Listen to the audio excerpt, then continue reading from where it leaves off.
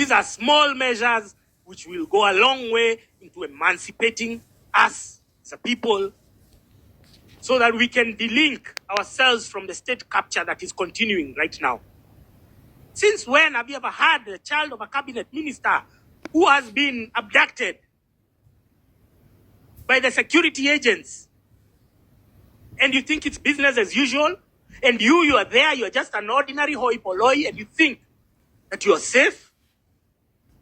You think that, do you have a father who can go to State House and ask Ruto to have your child released? No. This is a time when you're supposed to accelerate. This is a time that you're supposed to get your civic education up. You're supposed to be joining with people, finding ways of mobilizing so that we can bring this system down. So, Uhuru Kenyatta has killed more Kenyans than Al-Shabaab. And then today, without any honor or shame, he stands there and says, at Gen Z, it's your time to fight for your rights. The guy left the country with 9 trillion in debt. He's the one. The stadiums, the money that was chopped, the money that was stolen, the money that was embezzled, that was supposed to build stadiums was done during the Uhuru era. Why does he think now that he can speak to us? Uhuru Kenyatta, can you just stay in Gatondo and Ishaweri? Go and wank there. Uhuru Kenyatta is the one. He's the one who banned Jomo Kenyatta International Airport. For what? Just so that we can, his cases, his ICC cases can be meddled with, so that he can undermine the rule of law in his ICC cases. And then now today at a funeral, drunk as fuck, says, oh, Gen Z, I'm even telling Gina, stand for your right. All the laws that William Ruto is using to oppress us, those Section 22, one of the Cyber Crimes Act, the ones that Mohammed Amin and his goons are using to instigate court cases for us with corrupt magistrates. All those were passed in 2017 when Uhuru Kenyatta was the president. So William Ruto is only extending your lunacy, your depravity, your mental impotence, your ohe.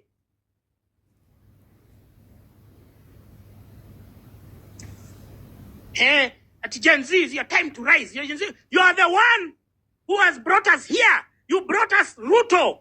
Nobody gave a fuck about Ruto. Ruto was just another pariah. He was just another opposition politician who was just another killer, another warmonger, another genocidal prick. You're the one who sold him in Mount Kenya. You're the one who polished him. You prayed for him in Gatondo and you did an oath.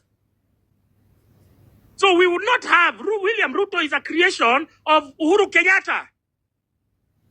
What you should be doing when you appear in public, you should be apologizing. You should be telling people, I'm sorry, I did not know this guy was a crook like this. But don't come and trying to insinuate ourselves in the movement, trying to say that you're part of us. You are not.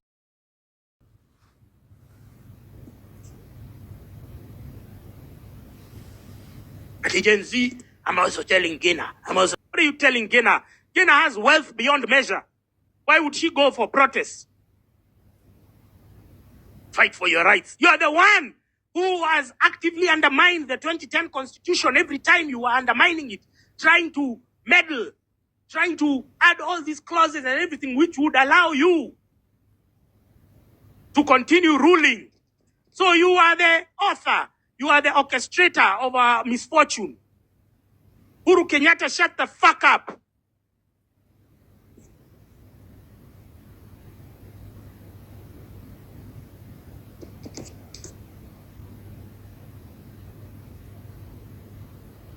Now, the paradoxical happenings of the Uhuru era are the ones that are going to shock you. Uhuru was on the payroll of this nefarious capital from Somali oligarchs.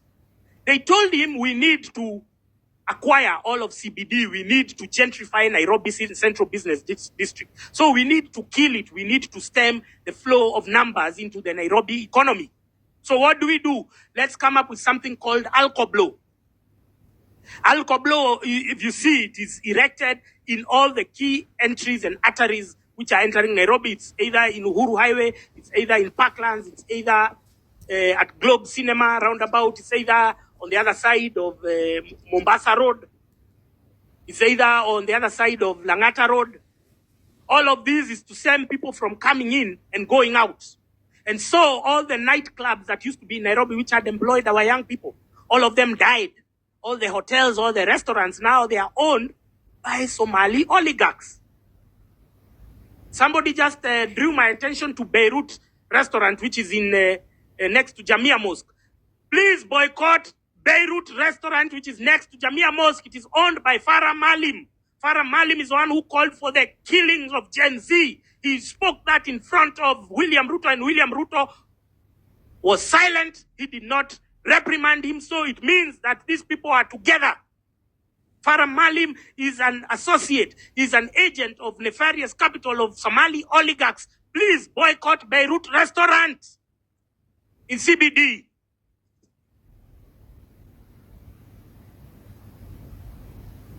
So what did they do? They erected Alcoblo.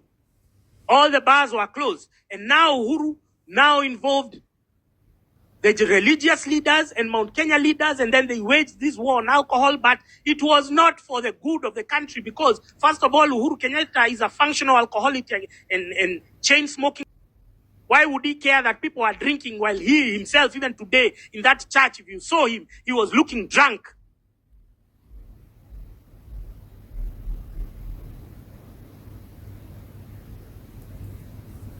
So please, this is how your oppression began. They brought alcohol. Many of you sit like former Alfred Mutua's wife, Lilian Nganga, telling us, trying to lecture us. Lilian Nganga, unaona kama tunakula kwako. Lilian Nganga, you're telling us, please, when you're passing a message, you have to use decorum. Who the how we are going to address our oppressor? And shouldn't you be more concerned about the crimes that are being perpetrated by these people? Shouldn't you be concerned about the abductions, the enforced disappearances, the extrajudicial killing? You are more concerned about the language. Lilian Nganga, wewe.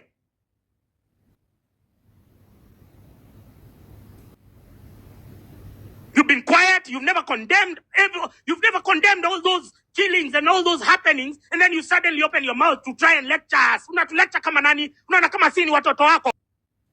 You think we live off your money? You think we live off your ex-husband's money? Now, if you've gotten into a deal with your ex-husband to try and antagonize us, please understand, we are in a new era. This is our last warning, Lilian Nganga.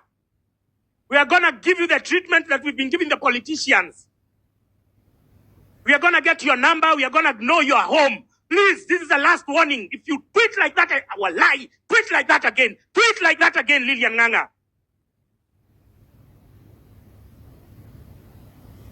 We're tired of you people.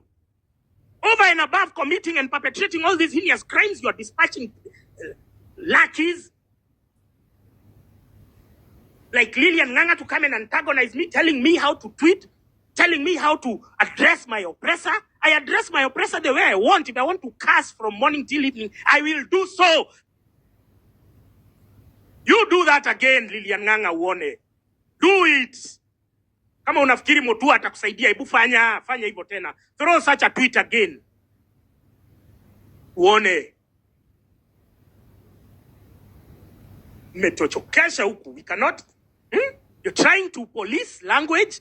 You're trying to bring respectability politics in front of terrorists, in front of mass murderers, in front of genocidal pricks. You want us to address them with decorum? Tupe heshima wewe mama, utatupatia heshima. Utatupatia heshima wewe, tukuli kwako. So they erected all these alcoblos, which then stemmed the flow of people into CBD. All the bars were closed. There was one time I did an audit. We had over 200 bars which were closed, and restaurants. All of them suddenly became restaurants of Somalis. But we are not targeting the culture or the community. We know all this money has a source. We know the vast majority of that community lives in abject poverty. We know the Northern Frontier Districts, NFDs, Bilokero, you know, Bilokero cannot challenge me because I have his tweet where he counted and he analyzed all the money that has gone to the NFD counties, Northern Frontier counties. And not a single development project can be shown from those counties. Everything that they can show has been done by the national government. If it's the Moyale Road, has been done by Kibaki. They know I have done all of these. Bilokero, you cannot talk in my presence, Bilokero. Because me, I was silent. You guys just saw me the other day, but I used to monitor everything that you have done. So, please, I've seen people there. I saw another wanker there when I was talking about Somali oligarchs comes there and says, you are talking, sasa wewe unauza power bank isili, are you an oligarch? Acha kujichocha. Wacha kujipandisha kwa kitanda na viatu. Cha Kikuyu say tika kwe haishia orere na irato. Wacha kujipandisha wewe uko chini. I want the big fish. Where you? Wacha kujichocha ati wewe umechora makatuni hapo saying blah blah blah. No, as we are patriots. Perhaps you don't know anything about patriotism. You've never fought for anything in your life. As we know, we have traveled to all the countries in Africa. We know what we are fighting for. We know what we have. We know what we risk losing, and we know where we want to be within the next 5 and 10 years. Because we don't want our children and our grandchildren to come and one day, like the way we are always trolling boomers. We are always trolling boomers because they are the ones who brought us all this nonsense. They are the ones who brought us Uhuru. If you saw the Kikuyu Council of Elders, they were saying that Uhuru, he has been anointed. He was written about by Mogo Akefiro. Mogo Akefiro had already predicted, I don't know, the Mogumo tree has fallen in Nyeri, so Uhuru will be the president. It came from the elders. It came from the boomers. You are the ones who brought us in the problems. We are trying to fix the mess that you created. You are the ones who brought us Uhuru and Ruto. We are fixing your mess.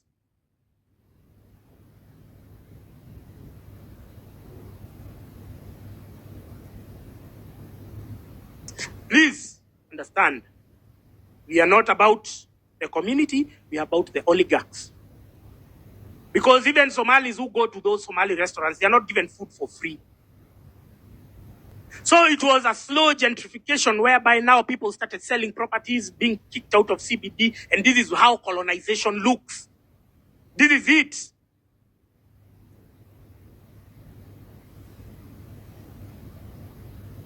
And so Uhuru had been paid by Somali oligarchs to kill CBD, where now all the hotels, even the Intercontinentals, Hilton, they collapsed. 680 hotels, they collapsed.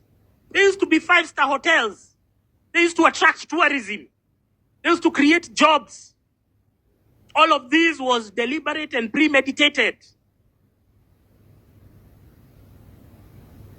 And then Uhuru has, without any honor or shame, can stand there and say, Gen Z, fight for your rights. What rights? You're the one who has actively undermined the constitution ever since you got into office. We don't want to see you, man. Anytime I see you, I feel like throwing up. Asante sana kwa kutazama Wasource TV. Kama uja subscribe na kuomba uweze kusubscribe, finya notification bell, ndo wakati wote tunapata habari kama hii unakuwa mtu wa kwanza kuipata. Huyo amekuwa ni Francis Gaitho akimkemea vikali aliyekuwa rais wa Kenya Uhuru Kenyatta na viongozi kadhaa ambao anasema kwamba wameweza kurudisha nchi ya Kenya nyuma. So na kuomba uweze kusubscribe ili tuweze kuwa mbele pamoja, na kutakia mchana mwema.